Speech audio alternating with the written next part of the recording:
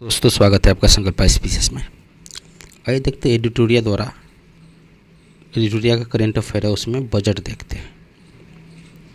Budget में हम cover करेंगे 2023-24 का बजट, और एडिटोरिया का संभवतः है कि हम पहले बजट करेंगे, उसके बाद इकोनॉमी सर्वे करेंगे, इकोनॉमी सर्वे के बाद दोनों का क्वेश्चन आंसर करेंगे। उसके बाद जो इम्पोर्टेंट करेंट अफेयर है जो आने वाले एग्ज़ाम में, जैसे दरोगा हो गया, UPPCS हो गया, और भी बहुत सारे एग्ज़ाम कंडक्ट होने वाले हैं, उसमें ये सब इम्पोर्टेंट हो, इसके रिगार्डिंग हम अच्छे से देखेंगे। तो आइए शुरुआत करते हैं बजट की। केंद्रीय बजट 2022-23-24 का है, जो वित्तीय मंत्री निर्मला सीतारमण ने 1 फरवरी 2023 को संसद में पेश किया। यह अमृतकाल का पहला बजट है। अमृतकाल के विभाजन सशक्त समावेशी अर्थव्यवस्था को हासिल करने के लिए आर्थिक एजेंडों के 3 चीज़ों पर ध्यान केंद्रित किया गया। पहला, नागरिकों विशेषकर युवा वर्गों को और अपनी आकांक्षाओं की पूर्ति करने के लिए पर्याप्त अवसर उपलब्ध कराना था। दूसरा है कि विकास और रोजगार सृजन पर विशेष ध्यान देना। तीसरा है बृहद आर्थिक सुस्थिरता को सुदृढ़ करना था। अमृतकाल जो भारत एट 100 तक की हमारी यात्रा के दौरान निम्नलिखित 4 मौके रूपांतरित हो सकते हैं। पहला है महिलाओं के आर्थिक सशक्तिकरण, जो दीनदयाल अंत्योदय योजना के तहत है। राष्ट्रीय ग्रामीण जीविका मिशन के तहत 81 लाख स्वयं सहायता समूह को बड़े उत्पादन उद्यमों में परिवर्तन करना। PM विश्वकर्मा कौशल सम्मान है, PM विश्वकर्मा कौशल सम्मान, जिसको PM विकास कहा जाता है। पारंपरिक कारीगरों और शिल्पकारों को वित्तीय सहायता, कौशल प्रशिक्षण और जानकारी देना, जो PM विश्वकर्मा कौशल सम्मान, जिसको कहते हैं PM विकास योजना। तीसरा पर है पर्यटन में अपार संभावनाओं का उपयोग करना। हरित विकास, जो विविध क्षेत्रों में ऊर्जा के कौशल उपयोग और हरित रोजगार सुनिश्चित करना। केंद्रीय बजट 2023-24 के अनुसार चालू वित्तीय वर्ष में भारत की आर्थिक विकास दर 7% रहने के अनुमान लगाया गया है। कुल 45,03,097 करोड़ का बजट था इस बार का, जिसमें कुल प्राप्तियां होने का अनुमान है 45,03,097 करोड़, जिसमें राजस्व प्रता रेवेन्यू रिसिप्ट, जिसको कहते हैं 26,32,281 करोड़, और पूंजीगत प्राप्ति है जो कैपिटल रिसिप्ट है 18,70,816 करोड़। कुल खर्चा होने का अनुमान है 45,03,097 करोड़ में, जिसमें रेवेन्यू एक्सपेंडिचर होगा 35 लाख का और कैपिटल एक्सपेंडिचर होगा 10 लाख का। अब देखते हैं थोड़ा सा फिजिकल डिफिसिट, जिसको राजकीय घाटा कहते हैं। इस बार फिजिकल डिफिसिट है 5.9%, जो 17,86,816 करोड़ का है। रेवेन्यू डिफिसिट है, जिसको राजस्व घाटा कहते हैं, 2.9% का, जो 8,69,855 करोड़ का है। और प्रभावी राजस्व घाटा इफेक्टिव रेवेन्यू डिफिसिट है 1.7% का, जो 4,99,867 करोड़ की। और प्राइमरी डिफिसिट है 2.3% का, जो 7,06,845 करोड़ है। अब थोड़ा सा इसमें ध्यान दीजिएगा कि ये जैसे फिजिकल डिफिसिट है तो 4.9% है, इसको थोड़ा सा डाटा याद रखिएगा। रेवेन्यू डिफिसिट है तो 2.9% है, प्रभावी इफेक्टिव रेवेन्यू डिफिसिट 1.7% है, प्राइमरी डिफिसिट है तो 2.3% है। इसको ये डाटा सब थोड़ा सा याद रखिएगा। और इसके बाद नोट में दिया है कि 2025-26 तक राजकीय घाटा को, जो रेवेन्यू डिफिसिट है, उसको GDP का 4.5% तक लाने का लक्ष्य है। और 2023-24 में कितना है 5.9%। थोड़ा सा ध्यान दीजिएगा इस पर। और 25-26 तक 4.5% तक लाने की लक्ष्य रखा गया है। और राज्यों के GSDP का 3.5% तक लक्ष्य रखा गया, इसमें 0.5% ऊर्जा के क्षेत्र में सुधार के लिए। और वित्तीय वर्ष 2023-24 में राजकोषीय घाटा का अनुमान 17,00,000 86,816 करोड़ है, जिसमें 17.87 लाख भी कह सकते हैं करोड़ रुपया। अर्थात सरकार को इतना रुपया उधार या कर्ज लेना पड़ेगा। इसके बाद देखते हैं सरकार के पास पैसा कहाँ से आता है और कहाँ जाता है। तो बोरोइंग से 34% रुपया आता है सरकार के पास। माल और सेवा कर जो GST कहते हैं उसे 17% है। कॉरपोरेट टैक्स से 15% टैक्स आता है। इनकम टैक्स से 15% आता है। यूनियन एक्साइज ड्यूटी से 7% आता है और कस्टम ड्यूटी से 4% आता है। और कहाँ कहाँ जाता है, बजट अदायगी से 20% ब्याज अदाई, जो ब्याज बोरो लिए उसको ब्याज देने के लिए 20% की देना पड़ता है। करों और शुल्कों में राज्यों के हिसाब में 18%, केंद्रीय क्षेत्र की योजना में 17%, वित्त आयोग और अन्य अंतरण में 9%, केंद्रीय प्रायोजित योजना में 9% और रक्षा विभाग को 8% रुपया जाता है। इस बार की बजट में 7 प्राथमिकताएं विकास के लिए निर्धारित की गई है, जो अमृतकाल के दौरान हमारा मार्गदर्शन करते हुए सप्त ऋषि की भांति कार्य करेगा। जो सप्त ऋषि है जिसको 7 प्राथमिकताएं कहते हैं, उसमें पहला समावेशी विकास, अंतिम व्यक्ति तक पहुंचाना, अवसंरचना एवं निवेश, सक्षमता को सामने लाना, हरित विकास, युवा शक्ति, वित्तीय क्षेत्र। अगला देखते हैं जो सप्तऋषि देखे तो सप्तऋषि में ही जो समावेशी विकास है। समावेशी विकास में है कि कृषि और सहकारिता क्षेत्र में देखते, कृषि और सहकारिता क्षेत्र में कृषि के लिए डिजिटल पब्लिक इंफ्रास्ट्रक्चर का निर्माण किया जाएगा। ग्रामीण क्षेत्रों में युवा उद्यमी को ग्रामीण स्टार्टअप खोलने को प्रोत्साहित करने के लिए एग्रीकल्चर एक्सीलरेटर फंड, कृषि वर्धक निधि को स्थापित की जाएगी। 2000 करोड़ रुपया की लागत से आत्मनिर्भर बागवानी स्वच्छ पौधा कार्यक्रम का शुभारंभ का घोषणा किया है। इसका उद्देश्य है कि उच्च गुणवत्ता वाली बागवानी फसल को रोग मुक्त तथा गुणवत्तापूर्ण पौधा सामग्री की उपलब्धता बढ़ाना। केंद्रीय वित्त मंत्री निर्मला सीतारमण ने मोटे अनाज को लोकप्रिय बनाने के लिए मोटे अनाज को अन्नश्री नाम से इस बजट में भाषण दिया था। जिससे इस बजट में भाषण दिया था कि भारत अन्नश्री का सबसे बड़ा उत्पादक है और दूसरा सबसे बड़ा निर्यातक है। भारत अन्नश्री अन्न का वैश्विक केंद्र बनने के लिए भारतीय बाजरा अनुसंधान संस्थान हैदराबाद को उत्कृष्ट केंद्र बनाने के लिए बढ़ावा दिया जाएगा। 6000 करोड़ रुपए के निवेश से PM मत्स्य संपदा योजना की एक नई उप योजना शुरू की जाएगी। इसका उद्देश्य मछली पालक और मत्स्य विक्रेता और सूक्ष्म लघु उद्यमों को अधिक सक्षम बनाना। पशुपालन, डेयरी पालन, मत्स्य पालन के क्षेत्र में 20 लाख करोड़ रुपए के ऋण का लक्ष्य रखा गया है। स्वास्थ्य और शिक्षा और कौशल वर्धन के लिए क्या किया गया इस बजट में देखते हैं। तो केंद्रीय बजट 2022-23-24 के अनुसार 157 नए नर्सिंग कॉलेज की स्थापना की जाएगी। 2047 तक स्किल सेल एनीमिया का उन्मूलन करने के लिए एक मिशन शुरू किया जाएगा। इससे प्रभावित जनजाति क्षेत्र में जागरूकता सृजन किया जाएगा। जो 0 से 40 वर्ष तक की आयु वर्ग के 7 करोड़ लोगों की यूनिवर्सल स्क्रीनिंग करवाई जाएगी। बच्चों और किशोरों के लिए एक राष्ट्र ये डिजिटल पुस्तकालय की स्थापना किया जाएगा। फार्मास्यूटिकल अनुसंधान को बढ़ावा देने के लिए नए कार्यक्रम की शुरुआत की जाएगी। दूसरा देखते सप्तऋषि में कि अंतिम व्यक्ति तक है पहुंचाना। दूसरा सप्तऋषि का है अंतिम व्यक्ति तक। ये आकांक्षी जिला जो पिछला बजट में चालू किया था उसको देखते हुए सरकार ने 500 ब्लॉकों में आकांक्षी जिला कार्यक्रम शुरू किया गया। विशेष रूप से संवेदनशील जनजाति समूह PBTG के सामाजिक आर्थिक स्थितियों में सुधार लाने के लिए प्रधानमंत्री PGTG विकास मिशन शुरू किया जाएगा। अगले 3 वर्षों में इस मिशन को लागू करने के लिए 15,000 करोड़ रुपए की राशि उपलब्ध कराई जाएगी। अगले 3 वर्षों में केंद्र 3.5 लाख जनजातीय क्षेत्रों के लिए चलाए जा रहे 740 एकलव्य मॉडल आवासीय स्कूल में 38,800 अध्यापक और सहायक कर्मचारियों की नियुक्ति की जाएगी। कर्नाटक में सूखा प्रबंधन मध्य क्षेत्र में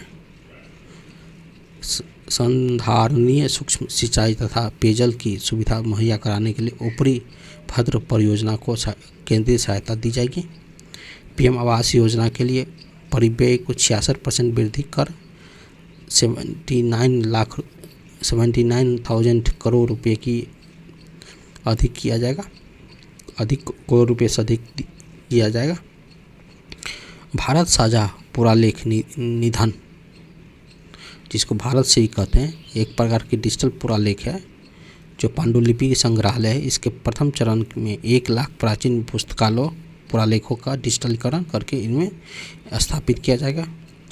जेल में बंद निर्धन व्यक्तियों जो जमानत राशि व्यवस्था करने में असमर्थ है, उन्हें वित्तीय सहायता प्रदान करने की घोषणा इस बजट में की गई है।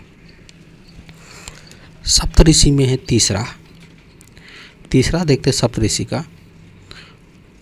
अवसंरचना निवेश में तेजी लाने के लिए 1.3 लाख करोड़ रुपये बढ़े और परिव्यय के साथ राज्य के लिए 50 वर्षीय ब्याज मुक्त ऋण को 1 वर्षीय जारी करने का निर्णय लिया गया। रेलवे के लिए 2.40 लाख करोड़ रुपये की पूंजीगत निधि का प्रावधान किया गया, जो अब तक के रेलवे के इतिहास में सर्वाधिक राशि का आवंटन है। क्षेत्रीय हवाई कनेक्टिविटी सुधार के लिए लाने के लिए 50 अतिरिक्त हवाई अड्डे का पुनरुद्धार किया जाएगा। शहरी अवसंरक्षण विकास कोष जो UIDF है की स्थापना प्राथमिकता वाले क्षेत्र में आई ऋण की कमी के उपयोग के माध्यम से होगी। इसका प्रबंधन राष्ट्रीय आवास बैंक द्वारा किया जाएगा। इसका उपयोग टियर 2 और टियर 3 शहरों में अवसंरचना के निर्माण के लिए सार्वजनिक एजेंसियों द्वारा किया जाएगा। इसके लिए सरकार प्रतिवर्ष 10,000 करोड़ रुपए की धनराशि उपलब्ध कराएगी। अगला है कि प्राथमिकता, जो सप्तऋषि का प्राथमिकता है 4 में देखते हैं। सक्षमता को सामने लाना, एकीकृत ऑनलाइन प्रशिक्षण के लिए आई गॉट कर्मयोगी नामक एक प्लेटफॉर्म शुरू किया जाएगा। देश के शीर्ष शैक्षिक स्थानों में कृत्रिम बुद्धिमत्ता के लिए 3 उत्कृष्टता केंद्र स्थापित किए जाएंगे। स्टार्टअप और शिक्षाविदों द्वारा नवाचार और अनुसंधान शुरू करने के लिए राष्ट्रीय डाटा शासन नीति लाई जाएगी। न्याय के प्रशासन में दक्षता लाने के लिए 7,000 करोड़ रुपये की परिव्यय से ई न्याय परियोजना का चरण 3 की शुरुआत किया जाएगा। MSME के संविदा निष्पादन को सरल बनाने के लिए विवाद से विश्वास 1 लाया जाएगा। सरकार और सरकारी उपकरणों के संविदागत विवादों से निपटने के लिए विवाद से विश्वास 2 लाया जाएगा। MSME और बड़े व्यवसाय और चैरिटेबल ट्रस्ट के प्रयोग के लिए एक निकाय डिजी लॉकर स्थापित किया जाएगा। पहचान और पते के अपडेट के लिए 1 स्टॉप समाधान की व्यवस्था की जाएगी, जिसमें डिजी लॉकर और आधार को मूलभूत पहचान के रूप में प्रयोग किया जाएगा। 5G सेवा पर आधारित एप्लीकेशन विकास करने के लिए 100 लैब स्थापित किया जाएगा।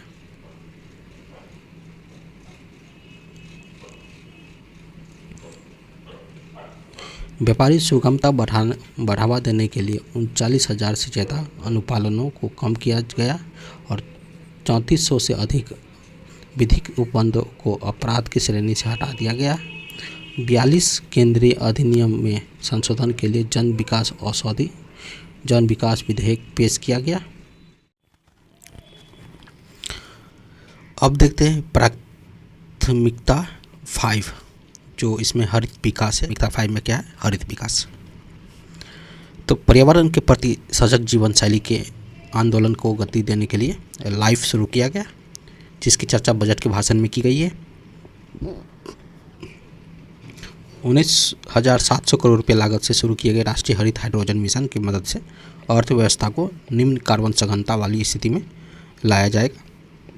इस मिशन की मदद से जीवाश्म ईंधन के आयातों पर निर्भरता को कम करके 2030 तक 5 MMT के वार्षिक उत्पादन का लक्ष्य निर्धारित किया गया। लद्दाख से 13 गीगावाट नवीकरणीय ऊर्जा के निष्क्रमण और ग्रिड एकीकरण के लिए अंतर्राज्यीय परिवहन प्रणाली जो 20,700 करोड़ के निवेश के साथ निर्मित किया जाएगा। पर्यावरण संरक्षण अधिनियम के तहत हरित ऋण जो क्रेडिट करते कार्यक्रम को अधिसूचित किया जाएगा। पीएम प्रमाण योजना के बारे में देखते हैं। रासायनिक उर्वरकों के संतुलन प्रयोग तथा इनके स्थानों पर वैकल्पिक उर्वरकों के प्रयोग को बढ़ावा देने के लिए इस कार्यक्रम को शुरू किया जाएगा। चक्रीय व्यवस्था को बढ़ावा देने के लिए उद्देश्य से गोवर्धन जो ग्लोबलाइजिंग ऑर्गेनिक बायोएग्रो रिसोर्सेज धन है नामक योजना के तहत 10,000 करोड़ रुपये के कुल निवेश के साथ 500 नए अपशिष्ट से आमदनी संयंत्र स्थापित किए जाएंगे। अगले 3 वर्षों में सरकार 1 करोड़ किसानों को प्राकृतिक खेती अपनाने के लिए सहायता देगी। मैनग्रोव पौधारोपण के लिए तटीय पर्यावास और ठोस आमदनी के लिए मैनग्रोव पहल जो मिष्टी है की शुरुआत किया जाएगा। अगले 3 वर्षों में सरकार अमृत धरोहर योजना के माध्यम से आर्द्र भूमि तथा जैव विविधता को बढ़ावा देगी। छठा नंबर देखते हैं, सप्तऋषि योजना की छठा नंबर है जो युवा शक्ति है। अगले 3 वर्षों में लाखों युवाओं को कौशल प्रदान करने के लिए प्रधानमंत्री कौशल विकास योजना 4.0 की शुरुआत किया जाएगा। इस योजना में इंडस्ट्री 4.0 जैसे coding, AI, robotics, 3D printing इत्यादि जैसे नए युगों के पाठ्यक्रमों को भी शामिल किया जाएगा। युवाओं को अंतर्राष्ट्रीय अवसरों के लिए कौशल प्रदान करने हेतु अलग अलग राज्यों में 30 स्किल इंडिया इंटरनेशनल सेंटर स्थापित किए जाएंगे।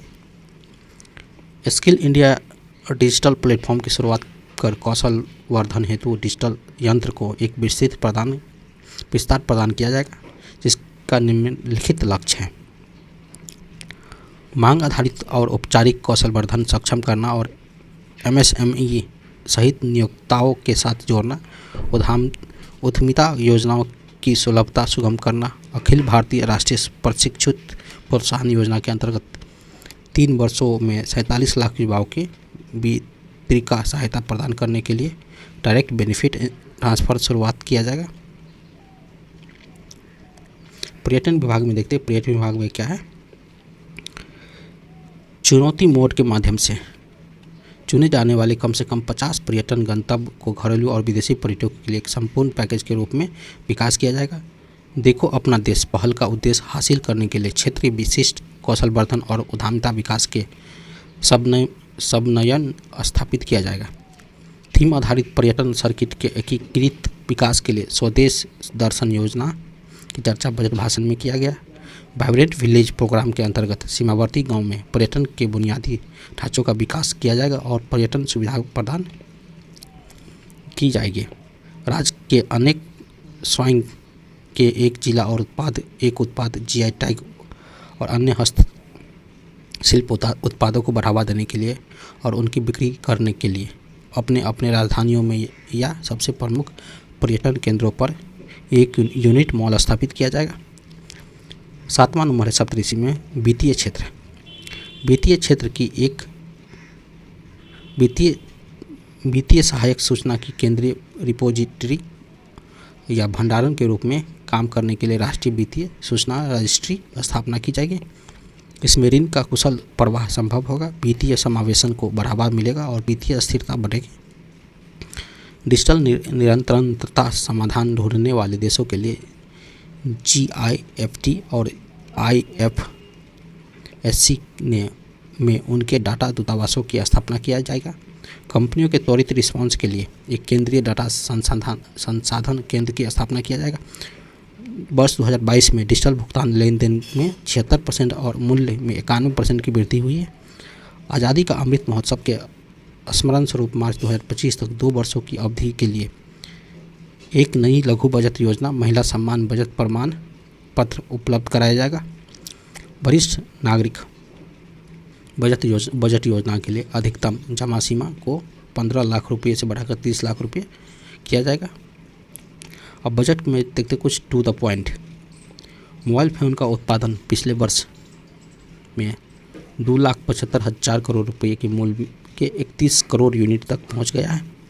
विनिर्देश विनिर्देश सिगरेट पर राष्ट्रीय उत्पाद आकस्मिकता शुल्क 16% की वृद्धि करने का प्रस्ताव किया गया।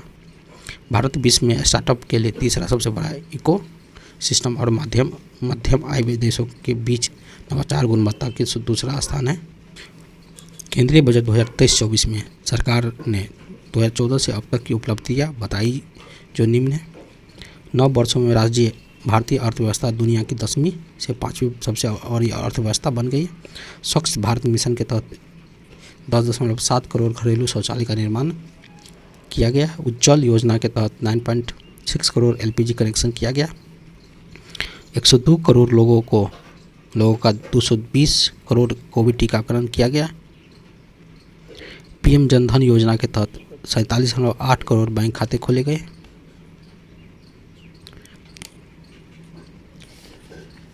PM सुरक्षा बीमा एवं PM जीवन ज्योति योजना के तहत 44.6 करोड़ व्यक्तियों को बीमा कवर करवाया गया। PM किसान सम्मान निधि के तहत 11.4 करोड़ से अधिक किसानों के 2.2 लाख करोड़ रुपये का नगद हस्तांतरण किया गया।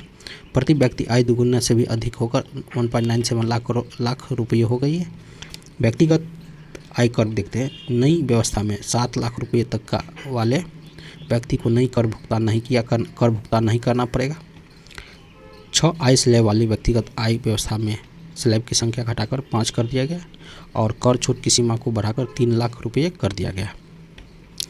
0 से 3 लाख तक शून्य रुपये होगा। 3 से 6 लाख रुपये तक 5%, 6 से 9 तक 10%, 9 से 12 तक 15% और 12 से 15 तक 20% और 15 लाख से ऊपर तक 30% है। प्रत्येक वेतनभोगी को 50,000 तक की मानक कटौती अनुमान और पेंशन भोगियों को 15,000 तक की उपलब्ध की गई है। नई कर व्यवस्था में उच्चतम अधिभार कर को 37% से घटाकर 25% किया गया, जिसके परिणाम स्वरूप अधिकतम कर दर घटकर 39% हो जाएगा। और सबसे ज़्यादा आप देखते हैं 2023-24 में सबसे ज़्यादा खर्च करने वाला कौन सा योजना है? प्रधानमंत्री आवास योजना में 69.59 करोड़ रुपया खर्च होगा। जल जीवन मिशन में 17,000 करोड़ रुपया, मनरेगा में 60,000 करोड़, प्रधानमंत्री किसान सम्मान निधि में 60,000 करोड़। प्रमुख मदों पर व्यय किस पर? परिवहन पर, रक्षा पर, ग्रामीण पर, विकास पर, शिक्षा पर। और मंत्रालय में किन मंत्रालय में सबसे ज़्यादा खर्च हुआ? तो रक्षा मंत्रालय में, सड़क परिवहन राजमार्ग मंत्रालय में, रेल मंत्रालय में, उपभोक्ता मामले और खाद्य और सार्वजनिक वितरण मंत्रालय में, गृह मंत्रालय में। ये इतना रुपया खर्च हुआ। ये था दोस्तों केंद्रीय बजट। जल्द ही हम इकोनॉमी से भी लेकर आएंगे। आप लोग बने रहें।